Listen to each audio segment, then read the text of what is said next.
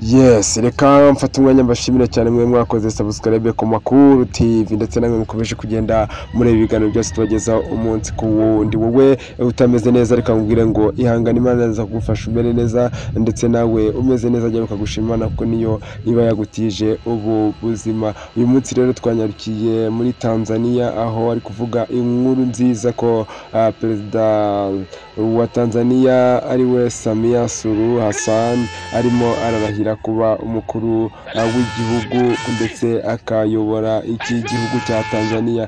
Perezida Samia Suluhu Hassan wa Tanzania biravuga yuko umuhango wo kurahira uri kubera mu muhezo kubera ku buryo bwo kugira ngo barinde umutekano we. Ararahira mu muhezo mu kubungabunga umutekano w'uyu muhango. Ubusanzwe umuhango wo kurahira kwa perezida waberaga muri stade ukitabirwa n'abaturage babarirwa mu bihumbi, ariko uyu munsi siko bigenda kuko urabera i Dodoma mu kigo cya gisirikari kandi nta baturage bemerewe kuwitabira. Abayobozi bakuru, abadiplomate n'intumwa z'ibihugu zituruka mu mahanga nibo bitabira uyu muhango. Byitezwe ko umutekano uraba wakajijwe birenze ibisanzwe kugira ngo hatagira abadobya uyu muhango.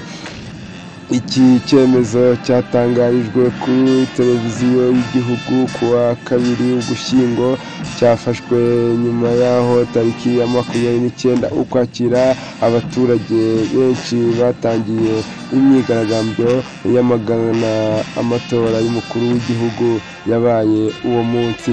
Aba baturage basabaga ko abanyapolitiki batavugwa rumwe n'ubutegetsi babujijwe guhatana na perezida Samia nka Tundu Lissu w'ishyaka rya Chadema bafungurwa, amatora agasubirwamo nabo bakemererwa kuyitabira.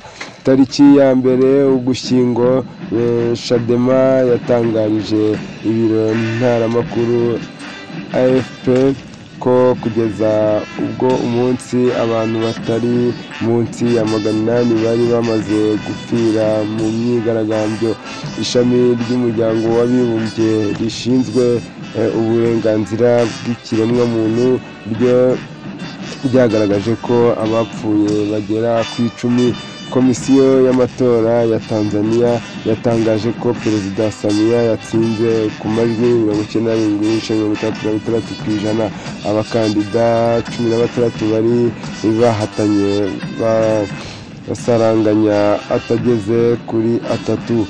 Chadema yamaganye ibyavuye mu matora. Kuva imyigaragambyo yatangira, internet yarafunzwe. Abatuye mu mujyi wa Dar es Salaam basabwa kuguma mu ngo kuva mu masaha y'umugoroba kugeza mu gitondo. Amashuri arahagarikwa. Kugeza ubu abaturage ntibarasubira mu buzima busanzwe. Ngira ngo nk'uko mubibona ku mashusho rero murabona ko nubwo ari ibintu bitari byoroshye kugira ngo uyu perezida yiyamamaze, byari ibintu ubona ko bizazamo intambara ndetse n'imvururu, ariko birangiye Samia atsinze aya matora ndetse arahirira no kuba yayobora iki gihugu ndetse aranabisinyira. Ubu ngubu ari gufatwa nk'umuperezida wa Tanzania ukomeye cyane kuko ari we wegukanye irushanwa akabasha gutsinda aya matora y'umukuru w'igihugu. Reka rero tubashimire mwe mwakoze subscribe, mugumye mukore subscribe kugira ngo tubagezeho amakuru agiye atandukanye hirya no hino.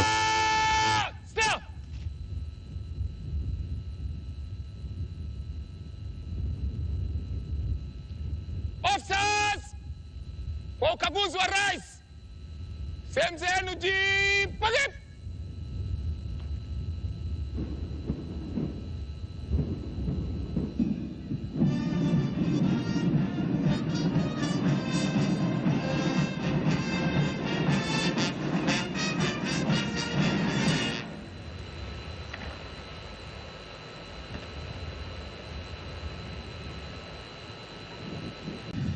Kiapo cha Rais Samia Suluhu Hassan.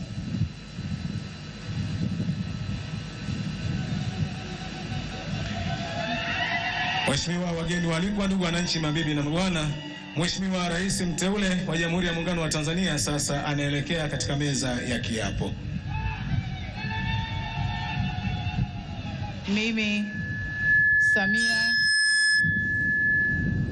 Mimi Samia Suluhu Hassan naapa kwamba nitakuwa mwaminifu kwa Jamhuri ya Muungano wa Tanzania na kuitumikia kwa moyo wangu wote, na kwamba nitaihifadhi, nitailinda na kuitetea Katiba ya Jamhuri ya Muungano wa Tanzania kwa mujibu wa sheria iliyowekwa.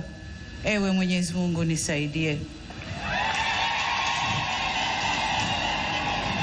Mimi Samia Suluhu Hassan naapa kwamba nitatenda kazi zangu za urais wa Jamhuri ya Muungano wa Tanzania kwa uaminifu na kutimiza wajibu wa kazi hizo kwa bidii na moyo mkunjufu, na kwamba nitawatendea haki watu wote kwa mujibu wa sheria, mila na desturi za Jamhuri ya Muungano wa Tanzania bila woga, upendeleo, huba wala chuki. Ewe Mwenyezi Mungu nisaidie.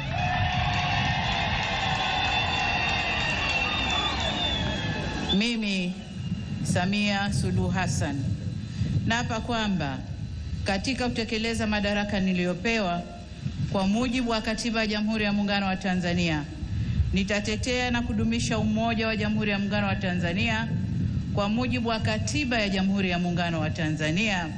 Ewe Mwenyezi Mungu nisaidie.